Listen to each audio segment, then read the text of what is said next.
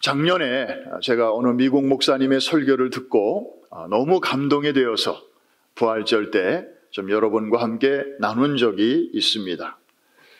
지난 토요일 새벽에도 뉴저지에서 말씀을 전하면서 그 설교 내용을 우리말과 영어로 함께 소개한 적이 있는데 아마 많은 분들이 그것을 접하면서 또 저와 같은 그런 은혜를 느끼신 것 같습니다. 혹시 놓치신 분들을 위해서 오늘 이 아침에 먼저 그 목사님의 설교를 잠깐 나누기를 원합니다. 그 제목은 It's Friday, but Sunday is coming 이라고 하는 오늘은 금요일, 그러나 주일이 오고 있습니다 라는 그런 제목의 설교입니다. 다 소개할 수는 없고 그 중에 몇 부분만 나누겠습니다. 금요일입니다. 주님은 갈보리 언덕을 향해 오르십니다. 걸음마다 피는 흘러내리고 그의 육체는 지쳐서 자주 쓰러지고 그의 영혼은 우리 죄 때문에 짓눌렸습니다. 그러나 여러분, 이제 겨우 금요일입니다. 주일이 오고 있습니다. 금요일입니다. 군인들이 주님의 양손에 대못을 치고 십자가에 박습니다. 주님의 양발에도 대못을 치고 십자가에 박습니다. 그리고 그들은 죄 없으신 주님을 다른 범죄자들 사이에 높이 세웠습니다. 금요일입니다. 잠깐 한 가지 중요한 사실이 있습니다. 주일이 오고 있다는 사실입니다. 아멘 하십시다. 금요일입니다. 제자들은 낙심에 빠졌습니다. 도대체 왕으로 오신 주님에게 무슨 일이 생긴 거야 하면서, 반면에 바리새인들은 서로 기뻐하고 있습니다. 왜냐하면 그들이 의도한 대로 모든 일이 잘 되어가고 있었기 때문입니다. 그러나 그들은 한 가지 모르는 일이 있습니다. 오늘은 단지 금요일일 뿐이며 주일이 성큼성큼 다가오고 있다는 사실을. 금요일입니다. 주님은 십자가에 달리셨습니다. 아버지에게서 주차 버림받은 어린 양, 혼자 외로이 죽음을 마주하고 계십니다. 과연 주님을 구원해 줄 이는 아무도 없어 보입니다. 그러나 금요일입니다. 주일이 오고 있습니다. 금요일입니다. 희망은 사라지고 죽음의 권세는 승리했고 죄가 모든 것을 삼켰으며 사탄은 승리의 미소를 짓고 있습니다. 금요일입니다. 주님은 무덤에 묻히셨고 로마 군인이 단단히 지키고 섰고 큰 바위로 입구를 막았습니다. 하지만 금요일입니다. 그래봤자 금요일일 뿐입니다. 주일이 다가오고 있습니다.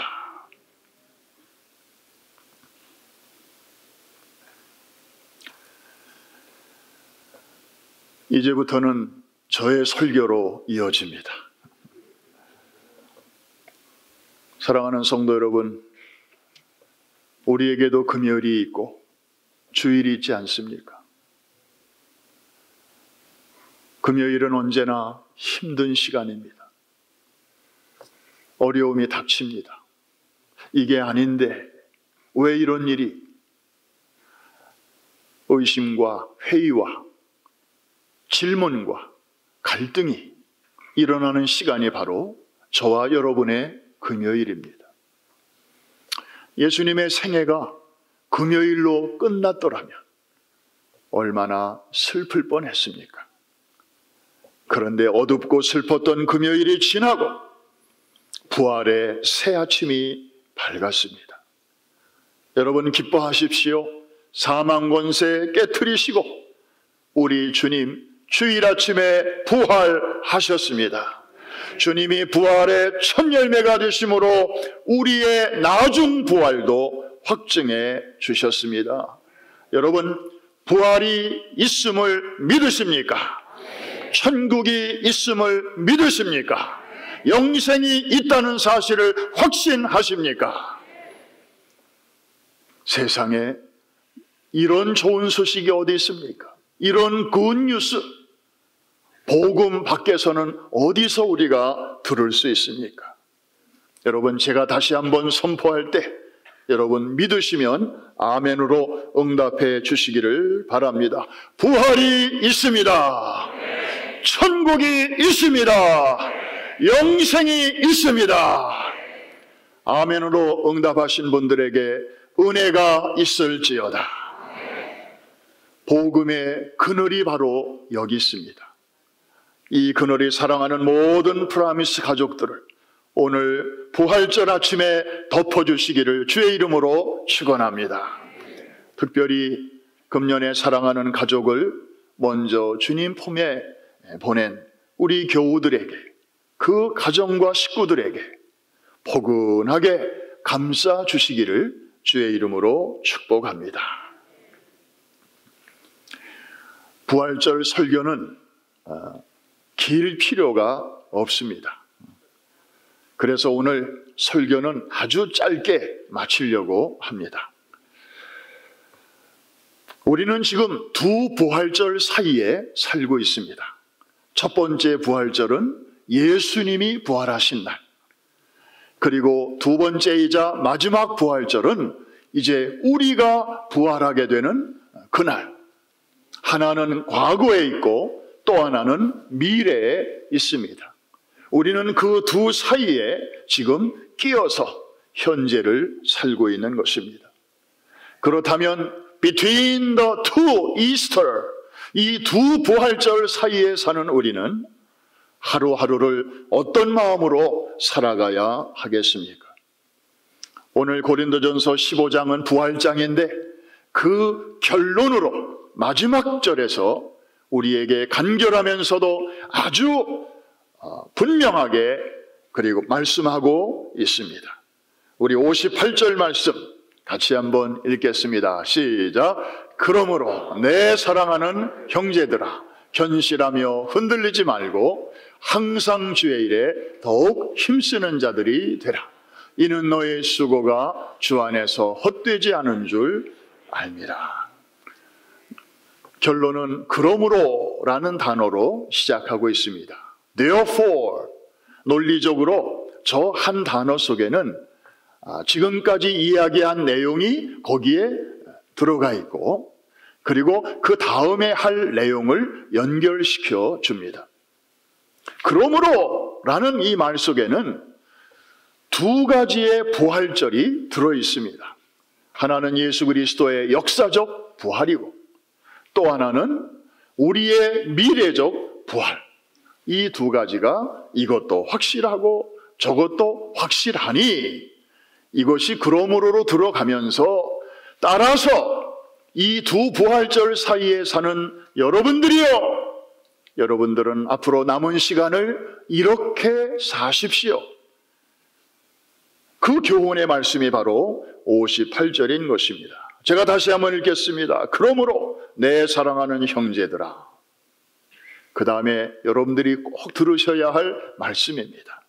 견고하며 stand firm, 흔들리지 말며 let nothing move you, 더욱 주의 일에 힘쓰는 자들이 되라. 이는 너의 수고가 주 안에서 결코 헛되지 않은 줄 알미라. 여러분의 이 땅에서 하는 여러분의 수고는 사람이 알아주든 알아주지 않든 하나님이 다 보고 계십니다. 하나님이 다 알고 계십니다. 하나님이 다 적고 계십니다. 하나님이 다 카운트하고 계십니다. 하나님은 광대하신 분이시면서도 동시에 아주 꼼꼼하신 분이세요. 성경에 보니까 너희가 내 이름으로 어린 소자에게 냉수 한 그릇 대접하는 것까지도 내가 기억할 것이고 그날에 결단코 상을 잃지 아니하리라 라고 말씀하셨습니다. 여러분, 지나가는 아이에게 냉수 한 그릇 대접하는 거 그것도 대접입니까? 그것도 섬김입니까? 그게 무슨 큰 일입니까? 우리는 아마 그렇게 섬기고도 돌아서면 잊어버릴 거예요. 그게 뭐 큰일이 아니니까. 물론 자기 이름으로 누군가에게 좋은 일을 했다면 하나님이 뭐 그것까지 기억하실 필요는 없으시겠죠. 그러나 주님의 이름으로, 주님의 영광을 위해서, 복음의 확장을 위해서 한 아이에게 물 한 컵 대접했다면 하나님은 절대로 그것을 잊어버리지 아니하시고 헛되지 않도록 하실 것입니다. 저는 토요일마다 참 감동을 받습니다. 요새 파워하우스에 아이들이 많이 모입니다. 2년 동안에는 많이 못 모였습니다. 아주 너무 조심스러워서 한 30명, 40명밖에는 우리가 받을 수가 없었습니다. 점심도 못 줬습니다. 그런데 이제 코로나가 좀 부드러워지면서 이번 학기부터 한 250명 아이들이 오고 있습니다. 부모님들도 많이 오세요.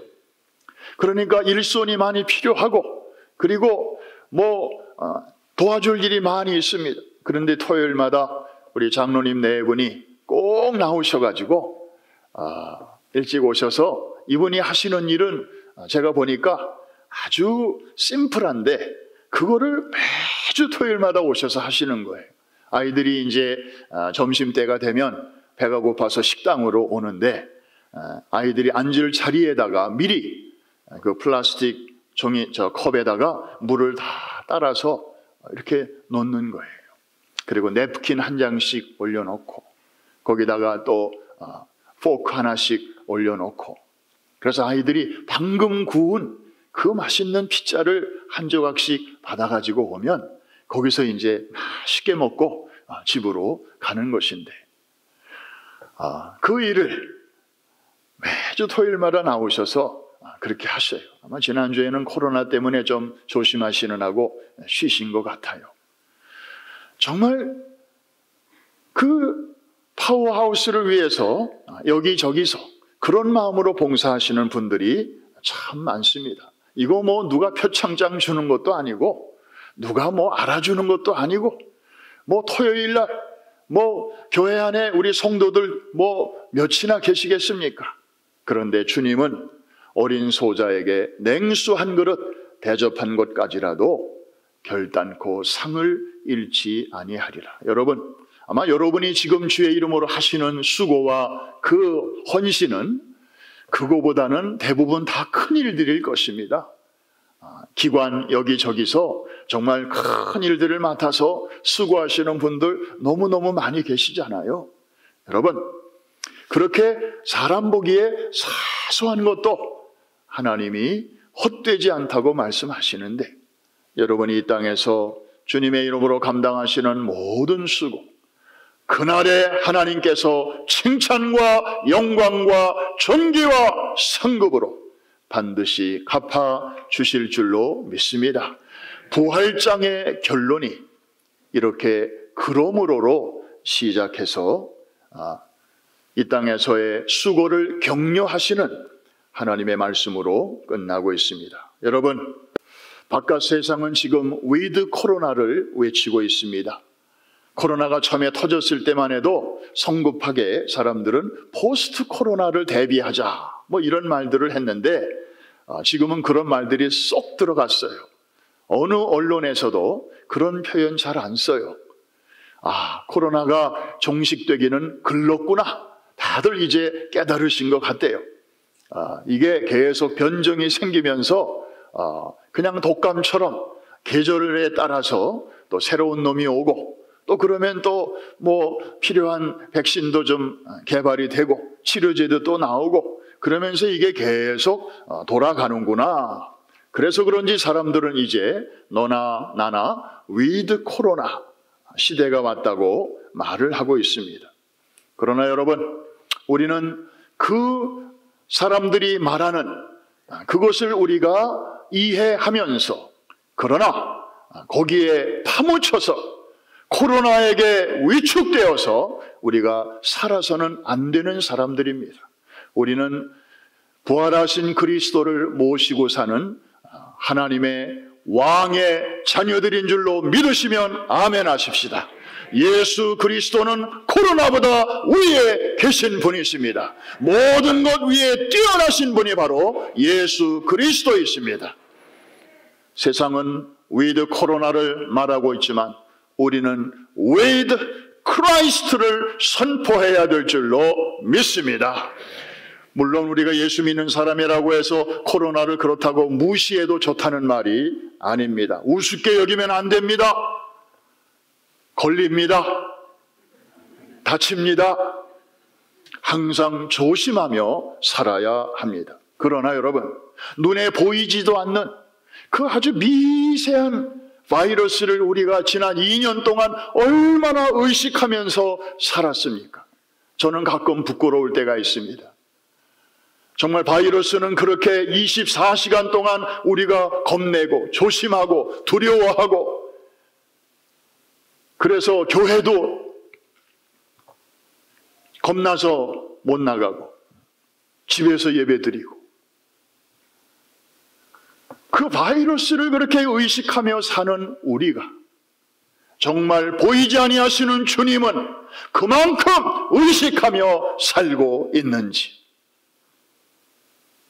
믿음의 선진들은 보이지 아니하시는 주님을 보는 것처럼 하면서 살았다 그랬습니다. 정말 우리에게는 그런 믿음이 지금 살아있는지, 코로나는 의식하면서도 부활하신 주님을 우리가 그 정도만큼도 의식하지 못하고 산다면 우리는 이 다음에 주님의 얼굴을 어떻게 보려고 하는지. 사랑하는 성도 여러분, 우리가 코로나를 열만큼 의식했다면, 나와 함께 하시고 나를 위하여 죽으셨고 나를 위하여 다시 살아나신, 그리고 세상 끝날까지 우리를 결코 떠나지 아니하시는 부활하신 주님은 100만큼 의식하고 살아가시기를 주의 이름으로 축원합니다. 코로나를 100만큼 의식하고 살아왔다면 부활하신 주님은 1000만큼, 아니 10,000만큼 더욱 의식하고 그분 앞에서 살아가시기를 주의 이름으로 축원합니다. 그래야만 살 수 있는 세상이 왔기 때문입니다. 견고하며 흔들리지 말며 더욱 주의 일에 힘쓰는 자들이 되라. 주님의 부활이 확실한 것처럼 우리의 부활이 확실할 것이며, 우리의 부활이 확실한 것처럼 여러분의 이 땅에서의 수고가 결코 헛되지 아니할 것도 확실하다. 이것이 오늘 고린도전서 15장을 통하여 우리에게 주시는 하나님의 메시지입니다. 잘 달려가십시오. 그래서 그날의 칭찬과 영광과 존귀와 상급의 주인공들이 다 되시기를 주의 이름으로 축원합니다. 축복합니다.